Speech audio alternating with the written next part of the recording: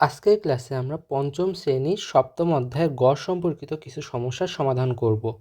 এখানে দেখো 4টি গড়ের নির্ণয় সমস্যা দেওয়া আছে। এর মধ্যে 1, 2 এবং 4 এই 3টি ম্যাথ তোমাদের HW থাকবে, তোমরা বাসায় করবে।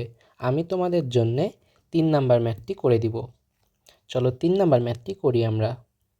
এখানে কি বলছে দেখো, 8, 9, 12, 11, 7 এবং 10 এই কয়টি সংখ্যার গড় বের করতে হবে। তাহলে গড় বের করার জন্য আমরা কি সূত্র জানি? সবগুলো সংখ্যার যোগফল বাই কয়টা উপাত্ত সেটা। তাহলে চলো প্রথমে আমরা এখানে যে কয়টা সংখ্যা আছে সবগুলা যোগ করে ফেলি। তাহলে যদি আমরা এখানে যোগ করি,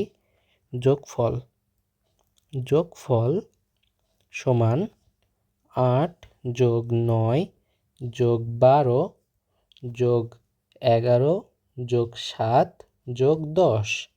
তাহলে এখানে আমাদের যোগফল আসছে 57। এবং এখানে কয়টি উপাত্ত সংখ্যা? এখানে দেখো আমাদের উপাত্ত আছে 6টি। তাহলে এখানে আমাদের অতএব গড় কি হবে? 57/6। এখন আসো আমরা 57কে 6 দিয়ে ভাগ করি। তাহলে যদি আমরা এখানে ভাগ করি 6 দিয়ে, বলো তো কতবার যায়? 6 কি 5-এর মধ্যে যায়? যায় না। 57-এর মধ্যে কতবার যায়? 6 নং 54।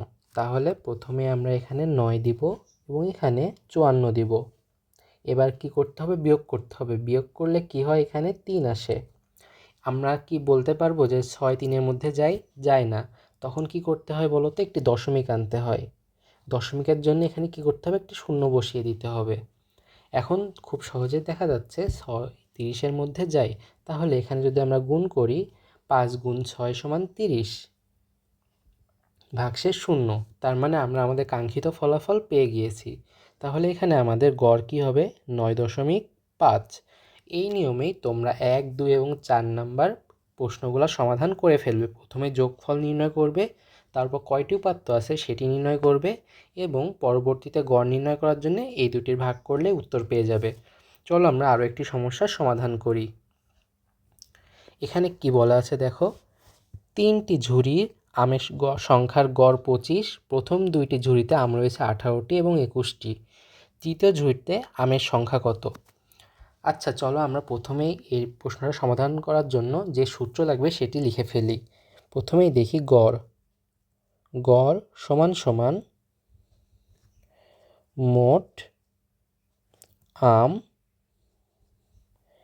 বাই কতটি আম আছে সেটি, বা কয়টা ঝুড়িতে আম আছে সেটি।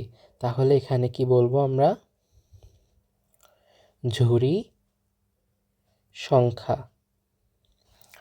এখন দেখো এখানে এই দাগটা মানে কি বলো তো? ভাগ। এখন আমরা যদি এই ঝুড়ি সংখ্যা এটাকে ডান পক্ষ থেকে বাম পক্ষে আনি, পক্ষে চেঞ্জ করলে কি হয় বলো তো? ভাগ গুণ হয়ে যায়। তাহলে আমরা এখানে কি লিখতে পারবো বলো তো? মোট আম সমান গড় গুণ ঝুড়ি সংখ্যা। এটা তোমরা আগের অধ্যায়গুলোতে পড়ে এসেছো যে আমাদের সমীকরণের কোনো একটা পক্ষে যদি ভাগ থাকে, তাকে যদি আমরা অন্য পক্ষে নিয়ে যাই তাহলে কি হয়ে যায়? ভাগ গুণ হয়ে যায়। ঠিক তেমনিভাবে যোগ বিয়োগ হয়ে যায়, বিয়োগ থাকলে যোগ হয়ে যায়। তাহলে এখানে যেহেতু আমরা পক্ষে চেঞ্জ করলাম, সো এখানে ভাগ গুণ হয়ে গেল। আমরা এখানে মোট আম সংখ্যা কি পাবো? গড় গুণ ঝুড়ি সংখ্যা। এখানে দেখো আমাদের গড় দেওয়া আছে 25 এবং ঝুড়ি সংখ্যা দেওয়া আছে 3টি। তাহলে আমরা খুব সহজে বলতে পারবো অতএব মোট আম সমান 25 গুণ 3 সমান 75। তার মানে 3টি ঝুড়িতে মোট 75টি আম আছে। 75টি আম আছে। এখন দেখো আমাদের আরও একটি তথ্য দেওয়া আছে। প্রথম 2টি ঝুড়িতে আম আছে 18টি এবং 21টি। তার মানে 3টি ঝুড়ির মধ্যে 2টি ঝুড়ির আমের সংখ্যা আমরা জানি। তাহলে চলো প্রথম 2টি ঝুড়িতে মোট আম সমান 18 যোগ 21 সমান 39টি। তাহলে এখন দেখো খুব সহজে আমরা তৃতীয় ঝুড়িতে আমের সংখ্যা বের করতে পারবো। আমরা মোট আমের সংখ্যা জানি, 2টি ঝুড়িতে আমের সংখ্যা জানি, তাহলে তৃতীয় ঝুড়িতে আমের সংখ্যা কি হবে? 75 থেকে যদি এটি বাদ দিয়ে দেই তাহলে আমরা পেয়ে যাব তৃতীয় ঝুড়িতে আমের সংখ্যা। তাহলে অতএব তৃতীয় ঝুড়িতে